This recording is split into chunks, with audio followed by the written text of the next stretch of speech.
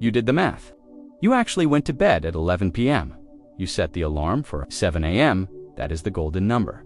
8 hours, the holy grail of health. So why? Why does waking up feel like you've been hit by a truck? Why is your brain foggy until noon? And why, by 2 p.m., are you already looking for a nap? We've all been there. You think, okay, maybe I need 9 hours. So you sleep in on Saturday. But you wake up feeling even worse. Groggy, heavy, like your brain is buffering. It's frustrating because we're told that duration is the only metric that matters. But if you're sleeping 8 hours and still tired, you aren't suffering from a lack of sleep. You're suffering from junk sleep. The problem isn't when you go to bed, it's exactly where your brain is when that alarm goes off. Today, we are going to fix your energy levels without forcing you to join the 5 a.m. club or drink more kale smoothies. We're going to look at the biology of sleep efficiency. Here is the mistake we make. We treat sleep like a car. You park it for 8 hours, you turn it off, you turn it back on. Simple. But your brain isn't a car. It's a roller coaster, and it runs in 90-minute loops called sleep cycles. When you first drift off, you drop into light sleep, then deep restorative sleep. That's the bottom of the coaster. That is where your body repairs muscles and tissues. Then you shoot back up into REM, rapid eye movement. That's where you dream and your brain processes memories. Here is the kicker. If your alarm goes off while you are at the top of the coaster light sleep, you wake up feeling fresh. But if your alarm screams at 7 a.m. and you happen to be at the bottom of that deep sleep cycle, it's a disaster. Scientists call this sleep inertia. Your brain is essentially drunk.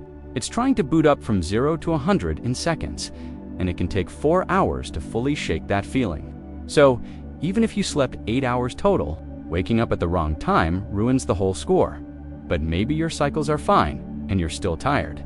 There is one other culprit we need to talk about, a chemical called adenosine. Think of adenosine like sleep pressure. From the second you wake up, this chemical builds up in your brain by bedtime. The glass is full, and you feel sleepy. When you sleep, your brain drains the glass. But here is the relatable part. Stress and anxiety prevent the glass from draining completely. So you sleep 8 hours, but you wake up with the glass still half full. You are starting your day with yesterday's exhaustion. So we know the problem is timing and chemical residue. So how do we fix this without giving up our Netflix time? The answer isn't waking up earlier. It's becoming non-negotiable about one thing: your wake-up time. Fix number 1. Consistency is the new 8 hours. Your body cannot stand change. It loves routine. If you wake up at 7 a.m. during the week, but 10 a.m. on Saturday, you have just inflicted social jet lag on yourself. You messed up your internal timer. The fix: pick a wake-up time and stick to it, 7 days a week. Yes, even Sunday. This stabilizes your 90-minute sleep cycles, so your body learns to finish the coaster ride before the alarm. It's hard for a week, but it resets everything. Fix number 2, the caffeine curfew. Remember adenosine, that sleep pressure chemical? It gets blocked by caffeine. Caffeine has a half-life of about 5 to 6 hours. This means if you have a coffee at 4 p.m., half of that caffeine is still floating around in your brain at 10 p.m., blocking the glass mechanism. The rule is simple. Set a caffeine curfew. For most people, that's 7 to 8 hours before bed, roughly 2 p.m. After that, water, maybe herbal tea. Let that pressure build up naturally. Fix number 3. The optimal temperature hack.